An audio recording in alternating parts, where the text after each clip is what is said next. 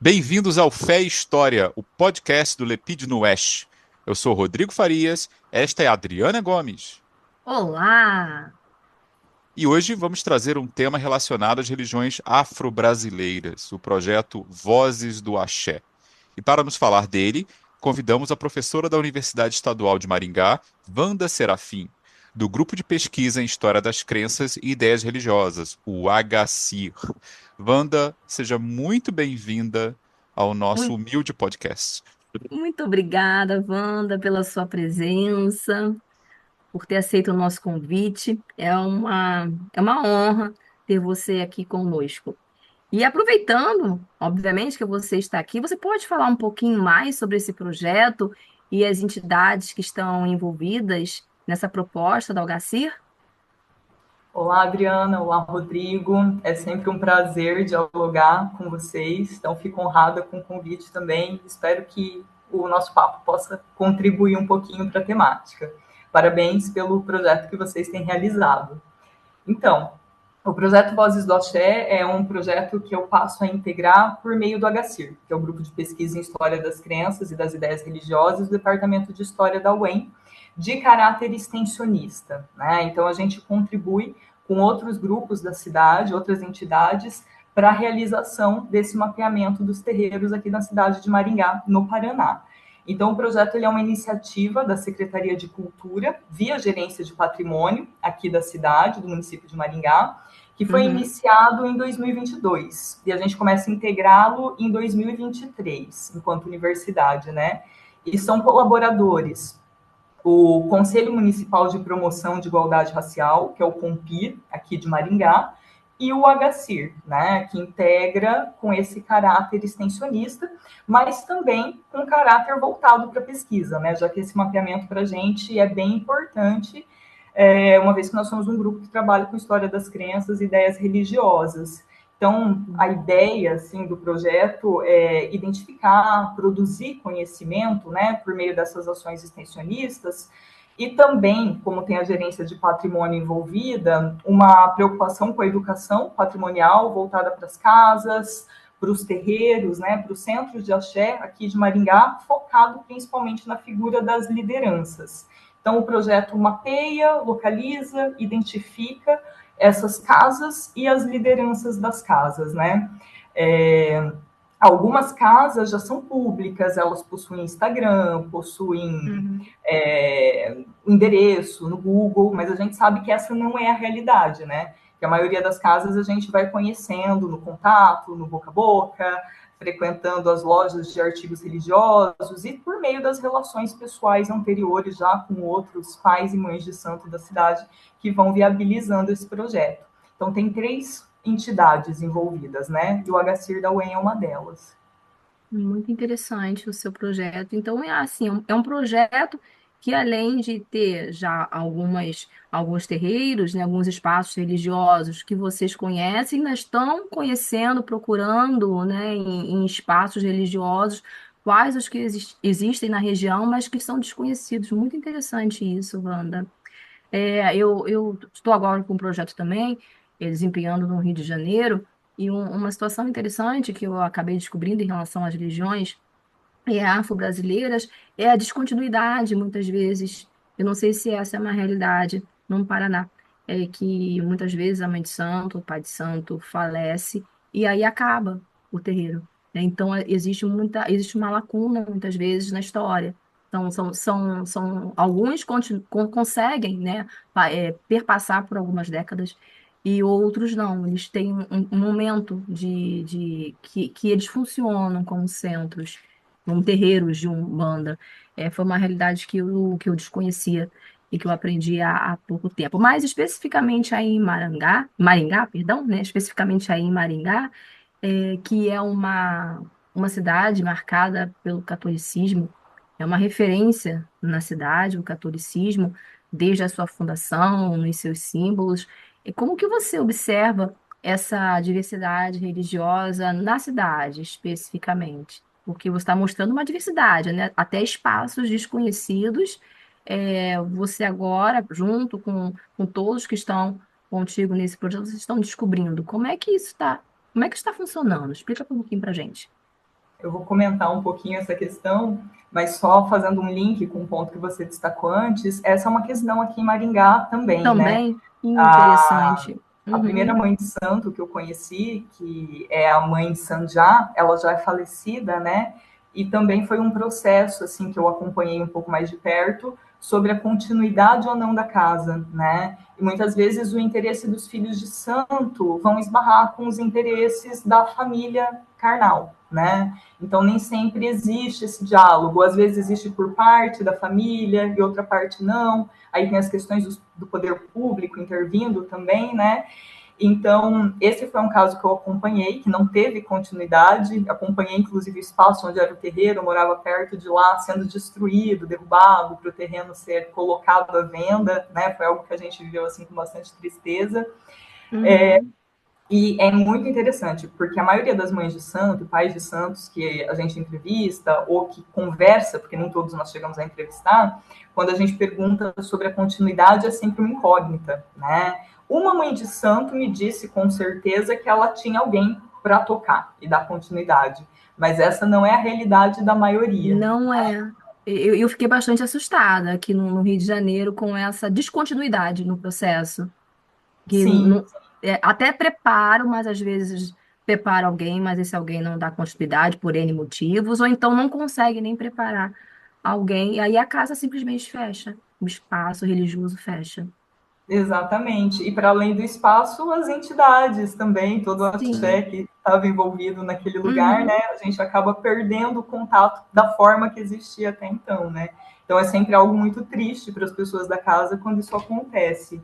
Mas falando um pouquinho sobre Maringá, existe realmente uma memória criada em torno de Maringá, né? A partir dessa Maringá que toma como marco referencial o processo de criação da cidade no final da década de 40, início da década de 50, como uma cidade de referência católica, né? Então, o grande símbolo da cidade, né, quem já veio para Maringá sabe que é a catedral, que a gente brinca que é o Sputnik maringaense, né, porque ela foi criada em diálogo com as expectativas da época do bispo, né, de observar a arquitetura e corrida espacial e tudo mais, né, então tem fundamento para essa metáfora. Uhum. Então você tem esse símbolo, né? E não é só o símbolo. Quando a gente pensa em Maringá sendo uma cidade colonizada, né, a partir de lotes de terra, como se inaugurasse uma história e não existisse nada antes disso, tem também uma pretensão civilizadora, que vem por meio das ordens, por meio da igreja, que passam então a tomar conta da saúde, da educação, e é como se iniciasse uma história a partir disso e antes não existisse nada, né? É interessante porque tem uma fotografia que eu me deparei recentemente no arquivo histórico da cidade, no patrimônio histórico, da catedral sendo construída. E assim, lembra muito, dá para criar um paralelo com a primeira missa realizada no Brasil, né?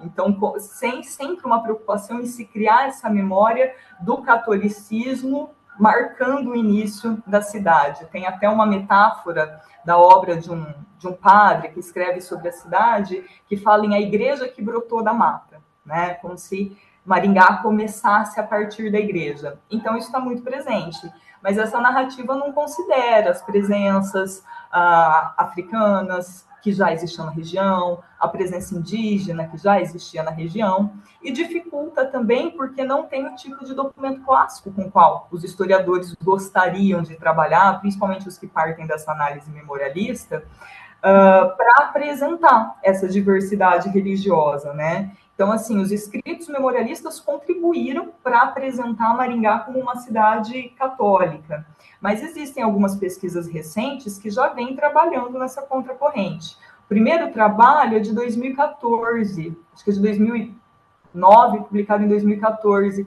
de um sociólogo, Eronildo, onde ele faz um trabalho sobre a presença das religiões afro-brasileiras em Maringá. E é bem interessante, eu acompanho o trabalho do Heron a longa data, que ele mostra, inclusive, na obra, algumas mães de santo que já faleceram, que não estão mais entre nós, e que as casas não tiveram continuidade.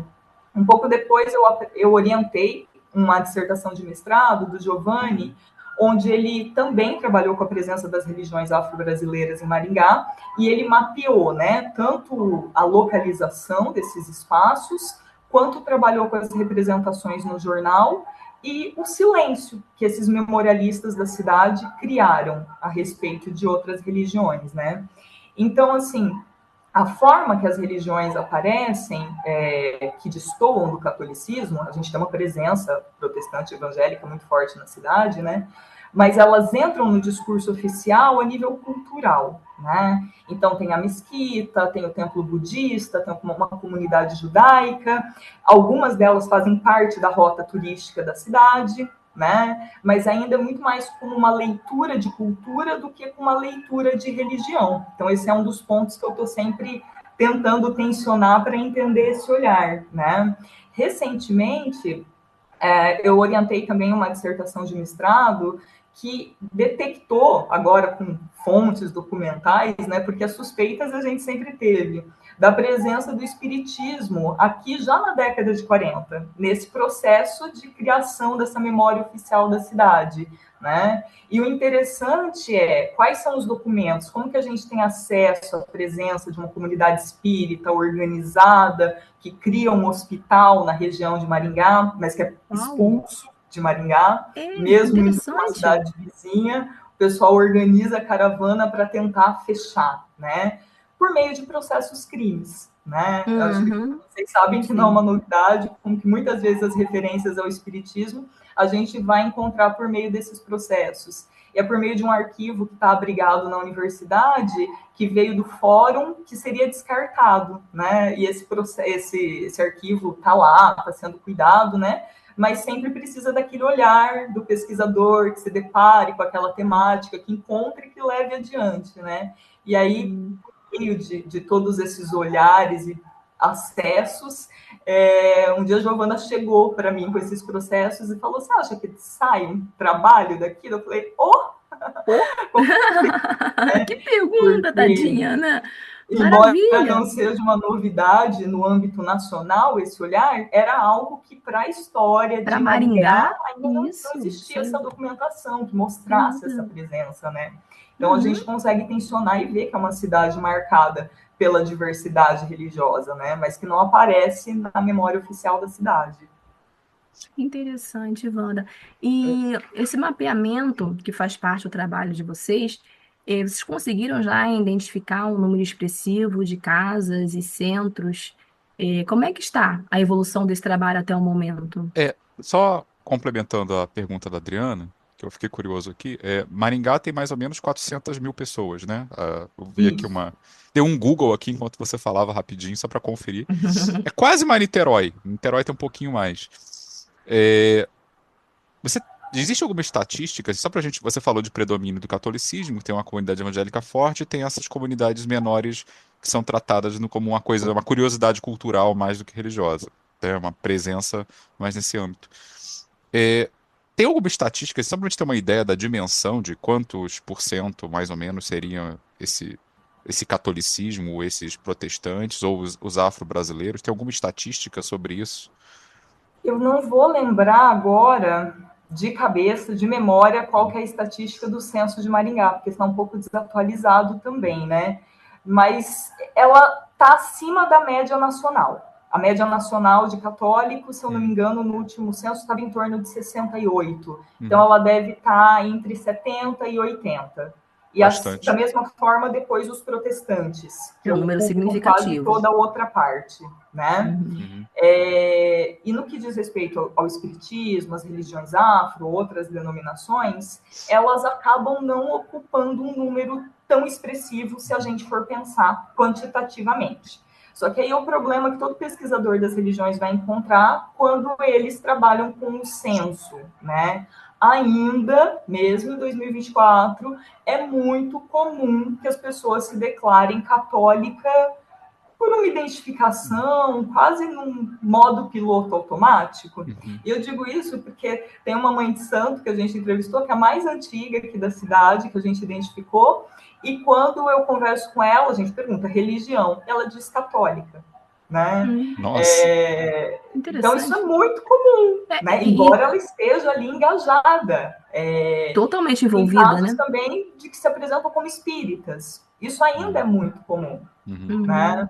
Então, eu sempre desconfio da estatística, porque também não é todo mundo que consegue se apresentar. Teve uma mãe de santo que a gente entrevistou, que ela falava que no trabalho dela, ela tinha medo de se apresentar como mãe de santo, porque ela tinha medo da represália, medo de perder clientes. Então, ainda não é ok. Tem casos, sim, que tomam a frente e falam, nós vamos, é importante falar, a gente precisa se declarar dessa forma, mas essa não é a realidade de todo mundo, né? Então, eu sempre suspeito bastante da estatística, no Sim. caso das religiões mediúnicas e afro-brasileiras, porque grande parte deles continua se apresentando como católicos, quando não espíritas, né? Mas o Isso quando as católico pessoas ainda é não muito forte. frequentam até mesmo os dois espaços, né? Igreja Esse é católica, um uma outro casa ponto espírita, importante que é um outro também. ponto também, né? Você está falando de um ponto da questão da pessoa ocultar a sua religião por motivos diversos. Mas também existe aquela questão do trânsito religioso, sem problema, né? A pessoa frequenta a igreja católica, frequenta também um centro espírita, um centro umbandista, e tá tudo bem. Mas na hora do censo, ela se declarar como católica. Sim, Isso não, também é uma perfeita essa realidade. observação, porque realmente, né, a questão de ter mais de uma religião vai ser um problema para religiões monoteístas, né? Uhum. Quando a gente está falando de religiões politeístas, não tem coerência nenhuma eu participar do catolicismo, participar do candomblé e participar do espiritismo, né? Eu lembrei agora, enquanto eu via vocês, de uma situação, para além da pesquisa, mas que eu estava numa festa no terreiro e a mãe pequena do terreiro pegava no meu pé dizendo que eu precisava ir mais para a igreja, porque ela me contava que tinha ido numa festa de Santa Rita, perguntou se eu fui, aí eu falei, não vou, muito cedo, né? E ela tinha acompanhado a novena, tudo, e ela pegava no meu pé, não, mas tem que ir, precisa ir, né? Então, realmente, não tem coerência nenhuma, dependendo da leitura que a pessoa faz de religião, Os né? números são muito frios, né? É necessário realmente estar presente, estar nesse mapeamento que você está Sim. realizando agora. E aí fala para a gente sobre esse mapeamento, né? Sobre esse número que você está identificando, desses centros, dessas casas até o momento. O que que vocês descobriram até agora? Então, porque assim, tem as pessoas que aceitam oficialmente falar com a gente e tem aquelas que conversam, recebem, mas que não querem fazer parte da pesquisa, que é compreensível também, né? Sim. Algumas pessoas tendem a olhar com desconfiança quando chega a prefeitura, a universidade e o Compir, né? Então é Uhum. interessante que tem algumas que aceitam falar com a universidade, outras vão, né, aceitar falar, por exemplo, uma das representantes do Compir é uma mãe de santo, então aceitam conversar, né? Mas aí quando chega no momento do termo de consentimento, da gente chegar com câmeras e a pessoa fala, não, eu prefiro não. Então eu estimo, né, que entre casas e também cultos familiares, domésticos, você tenha pelo menos 50 espaços em Maringá, né? Que a gente conseguiu mapear, de fato, são 11 casas até o momento, mas a gente tem uma lista que deve passar das 20 das que vão aceitar conversar com a gente. Essas são as que eu tenho ciência. Só que aí tem uma questão interessante na história de Maringá, por quê? Maringá é uma cidade de custo de vida alto, e a gente sabe que é um interesse manter esse custo de vida alto, principalmente a partir da especulação imobiliária, né? De certa forma, para selecionar. Isso está Uhum. marcado na fala de vários políticos, inclusive da cidade, que tensionam esse aspecto. Então, existem cidades em torno de Maringá, muito próximas, vizinhas, como é o caso de Sarandi, por exemplo, que assumem o que a literatura chama de característica de uma cidade dormitório, né? Onde as pessoas muitas vezes vivenciam Maringá, mas acabam morando porque lá é um pouco mais barato o aluguel, por exemplo. Então, em Sarandi, a quantidade de centros, que é uma cidade bem menor que Maringá, é gigantesco. Sem dúvida, passa de 200, entre centros e espaços domésticos também, né? Embora eles estejam começando esse mapeamento mais recente agora. Só que o que é interessante, boa parte de pessoas que estão em Maringá se iniciaram em centros, ou como Mães de Santo, de Sarandi, Paysandu, da região. Então, o diálogo ele é muito constante com a vizinhança também, por serem cidades muito próximas, né? Então, muitas vezes, o número aqui pode parecer não tão expressivo, mas quando a gente olha os arredores, é muito forte, né? Essa persistência e organização, por conta da necessidade de manutenção de espaço mesmo. E aí, das casas, né, que a gente conseguiu mapear, que já foram feitas entrevistas, tem 3 casas mais antigas, que é a casa da mãe Glória, foi a primeira que a gente entrevistou, que é o Abassá Minas Gegenagô Abemanjá, que é uma casa de tambor de mina. Ela está aqui em Maringá há 20 anos. Outra casa foi a da mãe Clô, que está em torno de 40 anos aqui em Maringá, também que é a tenda de Umbanda Caboclo Sete Flechas. E a casa da mãe Najá, que é uma casa de Umbanda que está aqui em Maringá há mais de 50 anos também, que é a tenda de Umbanda Caboclo Pena Verde. Teve outras antigas que a gente conseguiu conversar, mas elas não quiseram fazer parte do mapeamento, né? Essas aceitaram conversar. E aí tem casas mais recentes. Esse também é um fenômeno que eu acredito que aconteça no Brasil inteiro, né? Casas que têm surgido recentemente, né? E aí a gente fica naquela expectativa. Em Guerra do Orixá, Ivone Magui já falava sobre isso, né? Sim, então, as casas sim. que abrem e às vezes fecham. Isso a gente acompanha, é muito rápido.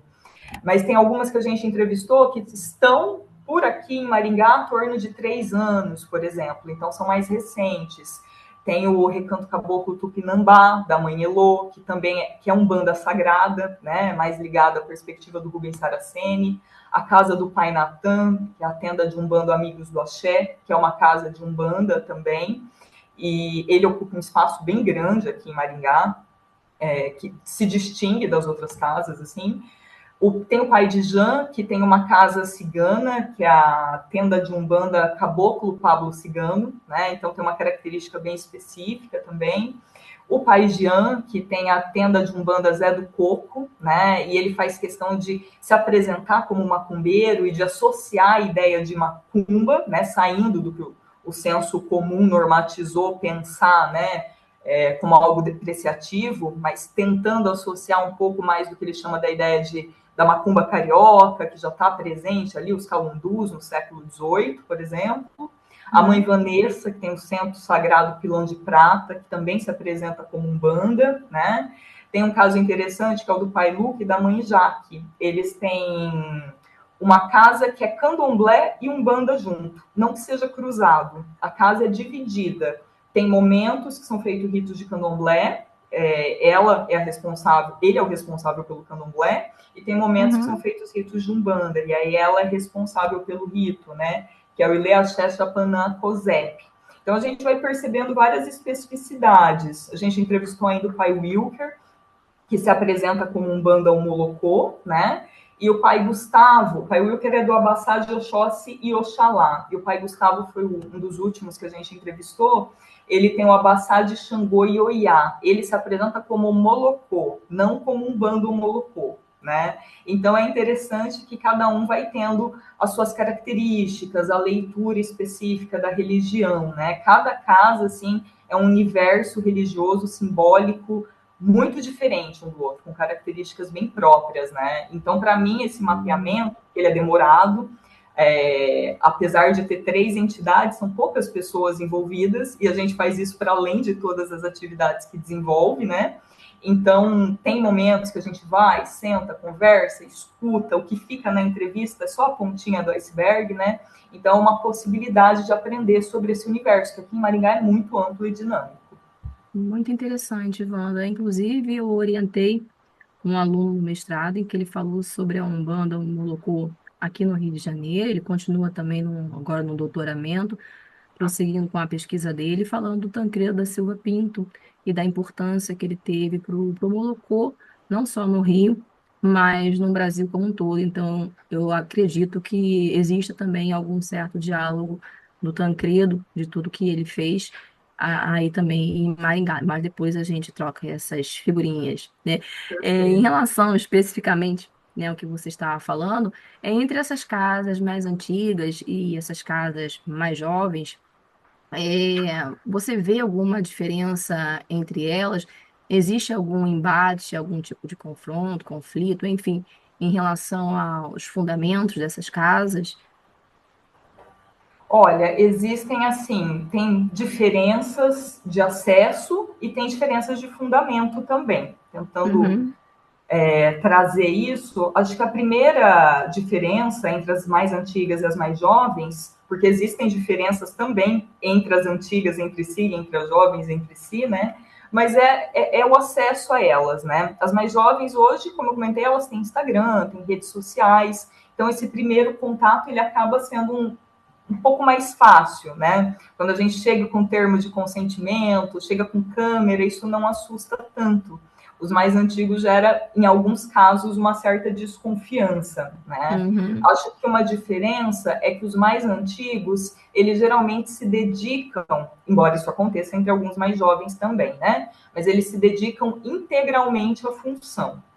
Então, eles vivem em função, né, da casa, do centro, das obrigações com os vudus, com os vuduns, com os orixás, né? Os mais jovens, nem todos, eles têm profissões variadas, né? Acabam tendo formações mais variadas também. Esses dias a gente marcou uma pré-entrevista com um dirigente da casa e eu estava na UEM e fui até o local e uhum. descobri que ele estava vindo da UEM também, porque ele estava fazendo doutorado, né? Ai, que Então você tem interessante. um outro olhar É diferente um outro daqueles que olhar. muitas vezes a gente imagina na figura, né, do pai ou da mãe de santo. E, assim, outra questão também que gera sempre muita discussão é a questão que se fala muito, na realidade, né, sobre o embranquecimento das religiões afro-brasileiras. Você, com o estudo que você está fazendo em Maringá, você percebeu alguma coisa nesse sentido ou não? Acho que eu já vou juntar isso para falar da questão do fundamento também, né, que Uhum, acaba tendo algumas divergências. É, porque, de certa forma, essa questão do fundamento vai estar ligado a essa questão do que a gente chama, a literatura já chama de embranquecimento, e que hoje aparece no discurso de algumas casas também. E quando se fala desse embranquecimento, não é só uma questão de cor de pele, né? Acho que esse é o primeiro ponto, assim, para destacar. Porque, sim. é claro, dependendo da região do Brasil, os participantes da casa, né, vão responder à formação daquele local, né, entre Uhum, pretos, pardos e brancos, por exemplo, né.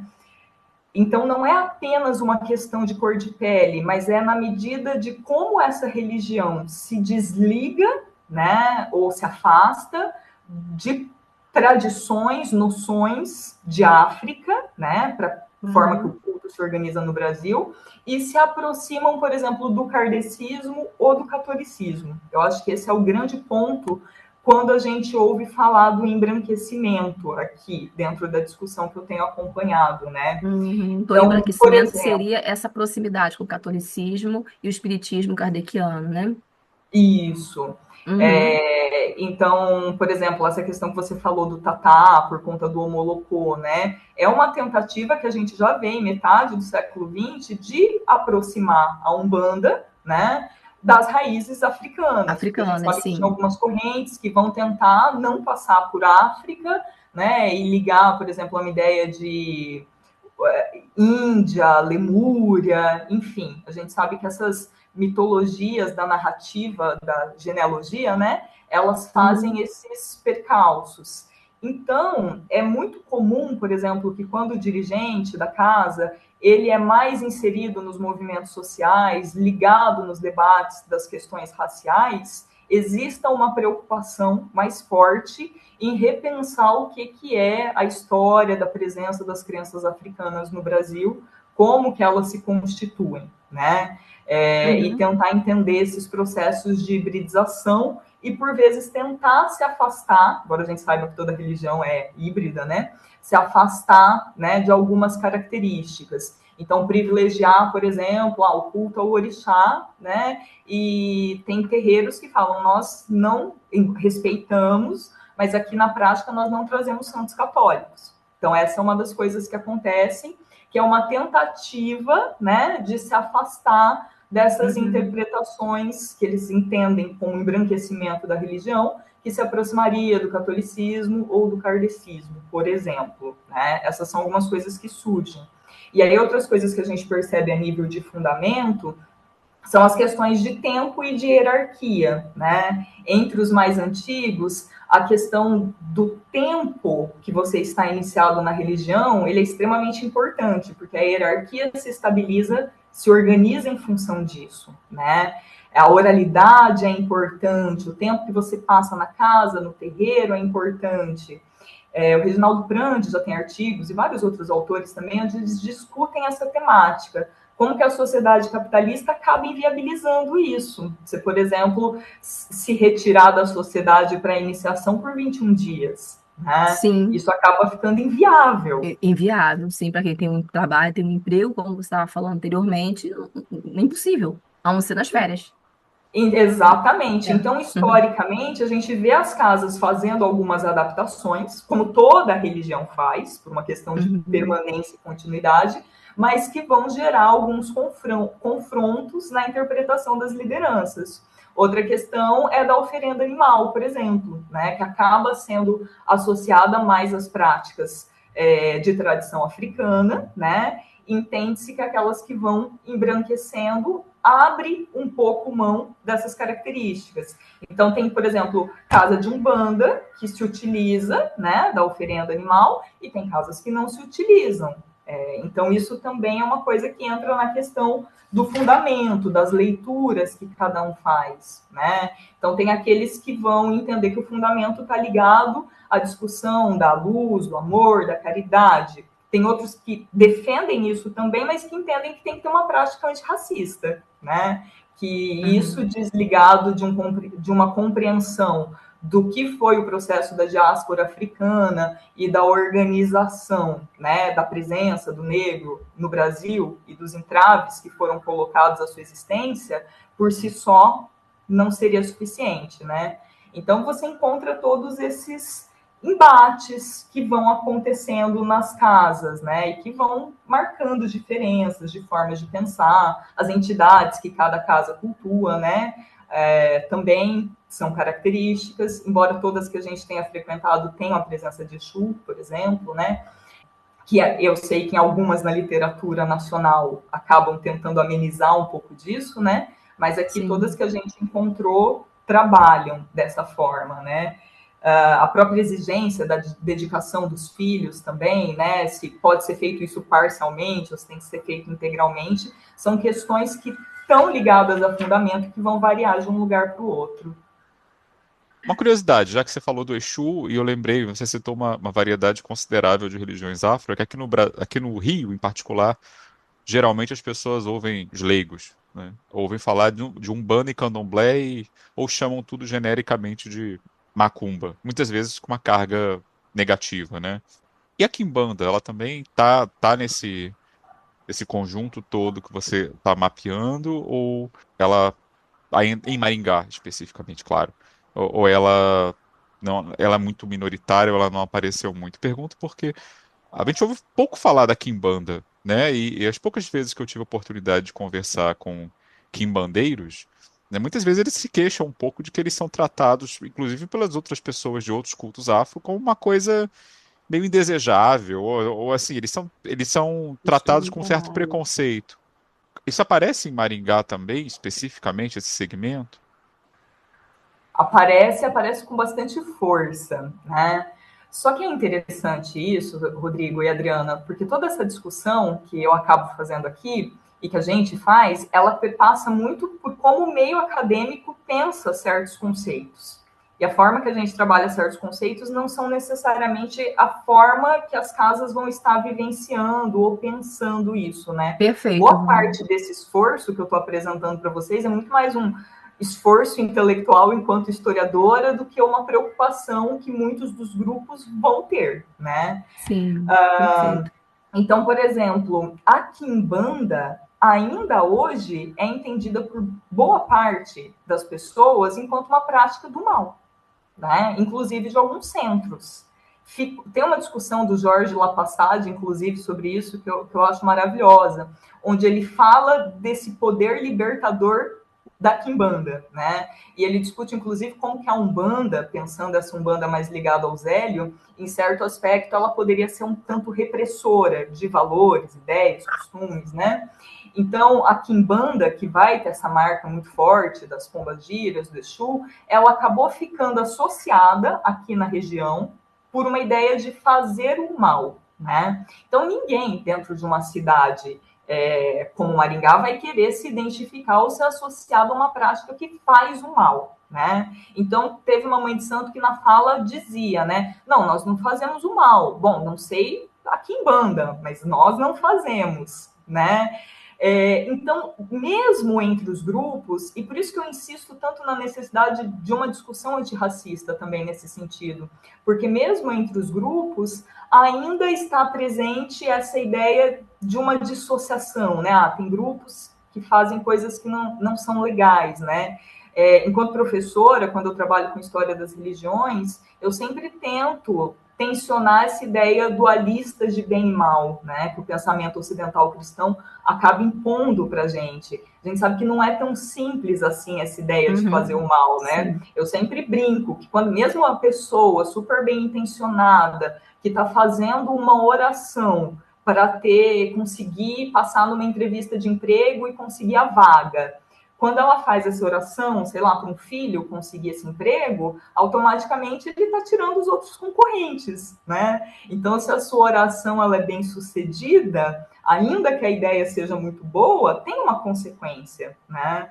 E aí, as religiões que não vão trabalhar dessa forma, com bem e mal, elas têm noção de que tudo se trata de um equilíbrio de forças, de energias, né? Então, essas ideias de bem e mal, elas não são opositórias, elas são complementares. Não existe bem sem mal, não existe vida sem morte, né? Mas esse é um processo que a gente faz enquanto pesquisador de discussão, que é uma preocupação nossa, né, que não são todas as casas ou todas as lideranças que param para fazer, embora esteja presente entre muitos deles, né, onde eles falam essa ideia de mal é relativa, né, o que é mal para você pode não ser para mim e vice-versa. Então, eles têm esse cuidado. Mas a ideia de Quimbanda, eu sei que eu participo de vários grupos, e sempre que alguém pergunta, tem algum lugar que toca Quimbanda, as pessoas ficam meio assim para responder, como se você estivesse falando de algo negativo, né? Das pessoas que a gente entrevistou, eu lembro de uma mãe de santo que falou, eu toco Quimbanda também, que falou abertamente, né?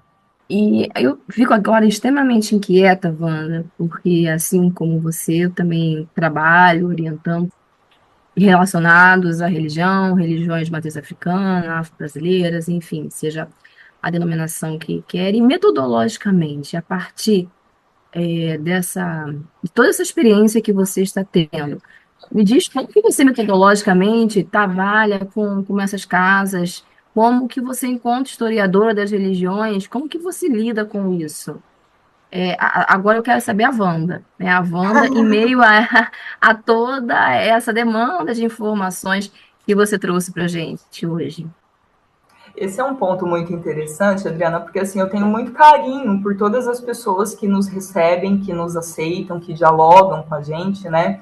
E claro que nos bastidores a gente consegue perceber tensões entre uma casa e outra, né? Divergências dentro desses aspectos que eu comentei, questões às vezes até pessoais, e existe assim essa demanda por a minha religião é a verdadeira e a do outro talvez nem tanto. Isso acontece muito, né? Então, eu tenho a impressão que sempre que a gente vai, que se coloca diante das outras pessoas, eu parto muito da história cultural, ela acaba me ajudando muito, né? E também de uma premissa que vem da história das religiões, que é de tomar todo centro que eu frequento, que eu vou para entrevistar, dialogar, enquanto verdadeiro, né? Nesse sentido, o Sertor me ajuda bastante. Às vezes as pessoas olham com um estranhamento para o termo crenças, porque parece que está ligado à ideia de crendice, né? Mas eu gosto muito de operacionalizar a ideia de crença, porque se a pessoa toma como verdadeiro, então aquilo é verdadeiro e eu vou entender e tratar dentro desse pressuposto. Sim, né? óbvio, é assim, perfeito.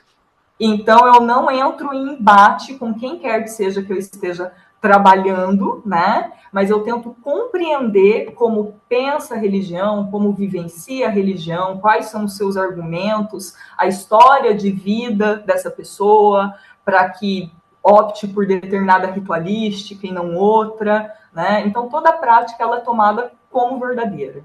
Eu acho que essa é a grande questão, né? E aí, É o princípio pensar no básico. terreno de história das religiões e da história cultural, a primeira premissa é essa. Eu tomo Sim, enquanto verdade e tento entender como aqueles sujeitos vivenciam essa prática religiosa.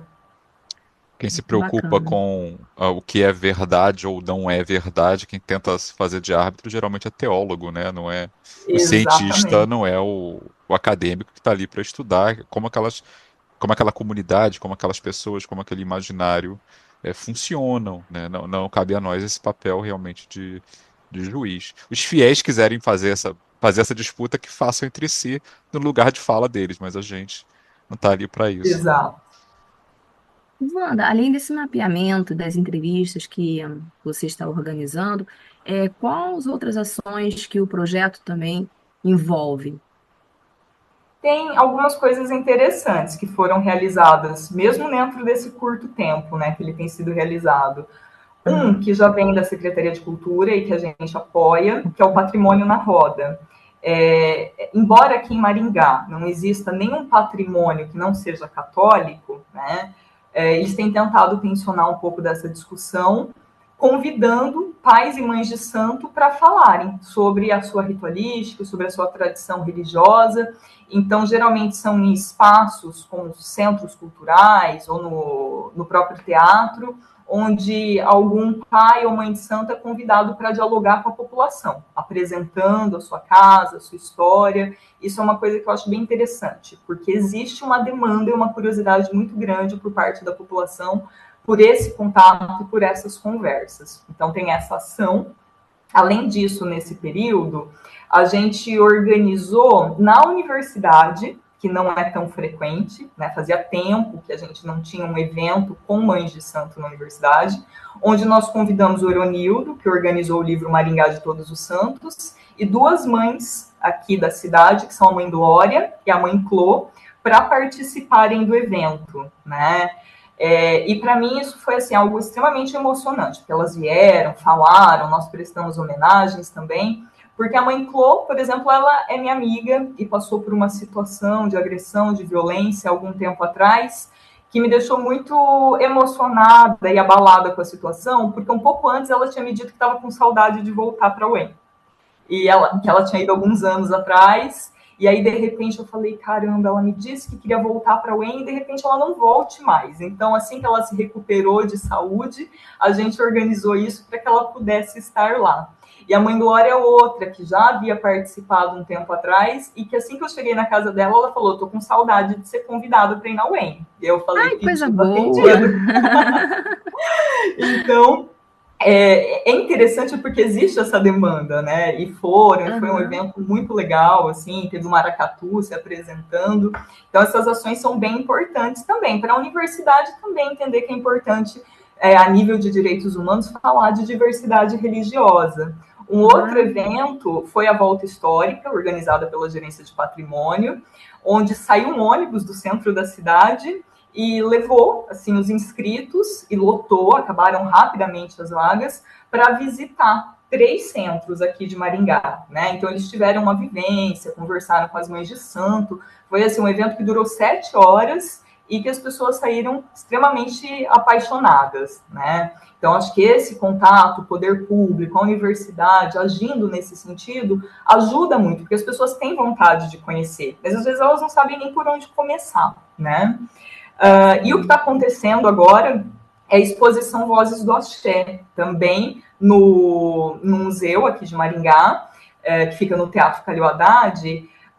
Foi criada uma exposição, curador é o H. Galvão, a partir de peças das casas que nós entrevistamos, e algumas outras também, que contribuíram com peça, indumentária, cadeiras, quadros, coisas que marcassem, roupas também, vestimentas, né? Que marcasse um pouco das características de cada casa. Então, eu gosto, sou suspeita, né? Mas eu gosto muito da exposição, porque à medida que você caminha por ela, você vai conhecendo a presença das casas aqui em Maringá por meio de representações que elas escolheram de si mesmas, né? Então, a gente vai percebendo essa diversidade religiosa, não só em relação a outras religiões, mas também em relação a outras casas, das casas entre si, né? E as casas se apresentaram no dia da abertura, né? E eu fiquei muito emocionada porque recentemente teve uma exposição do Bispo, algum tempo atrás, né? Aí eu falei, que bacana, que bonito, mas eu queria ver uma exposição das casas também. E aí, depois veio essa exposição, né? E para eles esse convite para ocupar os espaços públicos, para se sentirem fazendo parte também, é extremamente importante, né? Então, é outra ação. Além disso, eu tenho as disciplinas de História das Religiões Afro-Brasileiras 1 e 2, e eu levo os alunos até as casas que a gente entrevistou, né? Não todas, Faz mas trabalho de de acordo com campo com as os dinâmicas, alunos. eles têm Legal. alguma vivência. Então, desde ir participar de uma gira, eu não obrigo, eu convido, né? Eles sabem que se Sim, alguém não sim. quiser ir, não vai levar falta, essa é a condição, mas a maioria vai. E às vezes a gente vai para vivência também, durante o dia, para conversar com o pai, com a mãe, que puder receber a gente. Então é muito interessante, porque eu tenho alunos de religiões diversas, e muitos deles falam, eu cheguei assim, um pouco pé atrás, mas é muito interessante, porque me ensinaram que é o mal, e agora eu estou aprendendo que é outra forma de pensar religião, de pensar cultura, e aí vocês sabem que a gente tem aquela sensação de vencer na vida, né? Quando as pessoas passam por esse processo de elaboração. Então, essas são algumas Pois é. atividades. Poxa, Amanda, muito bom. Então, quantos pontos positivos que o seu projeto você já apresentou para a gente? Tem mais alguma coisa? São tantas coisas que você falou para a gente. Tem mais alguma novidade, algum ponto positivo que você considera relevante falar para a gente? Olha, eu acho assim, para além disso que a gente já comentou, por exemplo, contribuir para um outro olhar sobre a história da cidade, sobre patrimônios, né? Acho que o principal foco é trazer a questão da diversidade religiosa e criar mecanismos para se combater intolerâncias e racismos religiosos, que no caso das religiões afro-brasileiras é indissociável essa discussão, né? Combater a discriminação racial, né? Por isso eu destaco como muito importante a presença também do CONPIR, né? Do Conselho de Promoção de Igualdade Racial, junto com esse trabalho.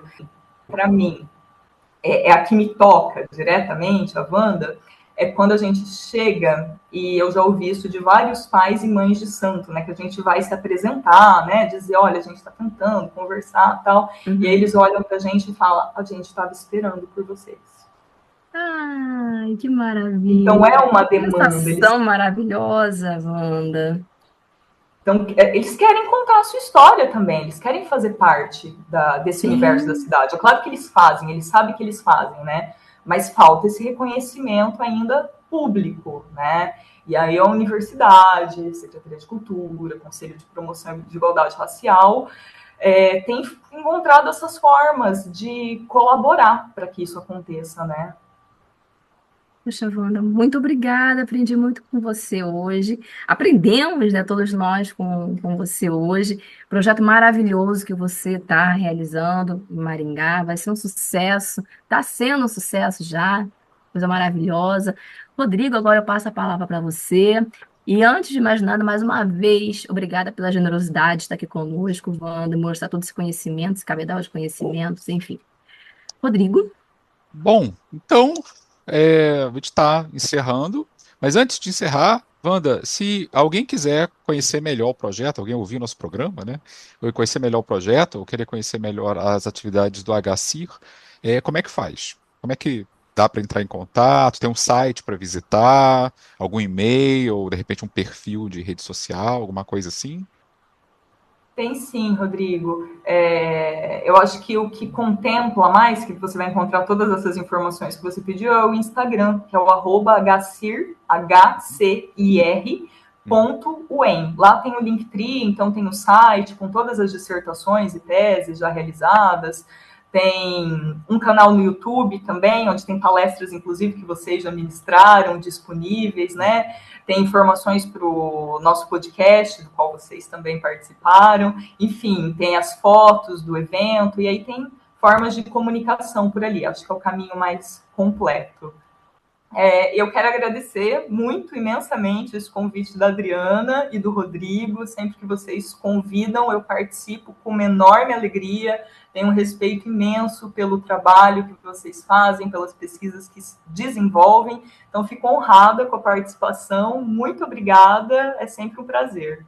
Recíproca e verdadeira. Nossa, ficamos honrados agora. Nossa, vou até. Claro, que honra. Valeu. Obrigada.